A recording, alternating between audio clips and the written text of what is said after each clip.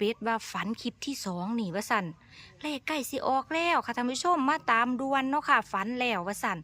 ฝันแนวใดคุณพ่อพันว่าผู้เฒ่าน่ะผู้เสียชีวิตไปแล้วน่ะเพิ่นมา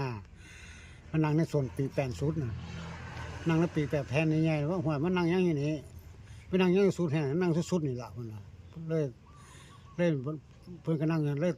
ตัดครึ่งที่ตัดครึ่งนะไฟจูดเอานะค่ะมาน่ะนั่งไว้นำมาบ่เห็นจ่อยเลยจะให้เลขนะครับจะให้8อ่ะโชว์แนวทางเลยค่ะเดี๋ยวคุณพ่อจำอะไรเนาะ840นี่แหละตัวมันตัวสำคัญมัน840เพิ่นว่าก็890นี่ตัวสำคัญเพราะว่าผู้เฒ่าเด้ค่ะตัวนี้ให้840เพราะว่าผู้หญิงค่ะใช้ว่าแต่ว่า0มาอยู่ดอกค่ะอยู่ท้ายอยู่แล้วอยู่ท้ายสุดเลยนะ8เป็น8เนาะ8ผู้หญิงเป็น4เพิ่นว่า0นี่เพิ่นเสียชีวิตผู้เสียชีวิตค่ะแล้วก็อีกคุ้มนึง890เนาะ8เป็น8เพิ่นว่าค่ะ9นี่มาจากผู้เฒ่าเนาะ0นี่เสียชีวิตเนาะค่ะแล้วก็เลข74นี่เป็นอายุของคนที่เสียชีวิตแล้วฝันว่าเพิ่นมานั่งโตดโปดอยู่ส่วนใหม่สุดก็คือ8ปีกเพิ่นว่าค่ะ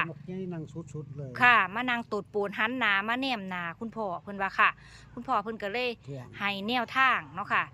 74อายุเพิ่นตอนเสียเนาะค่ะแล้วก็เลข3ตัว840 890ตีจากฝันเนาะค่ะส่วน2ตัวก็สิมี40 80 90แนวทางตัดเลนในงวดนี้ขอให้โชคให้ลาภ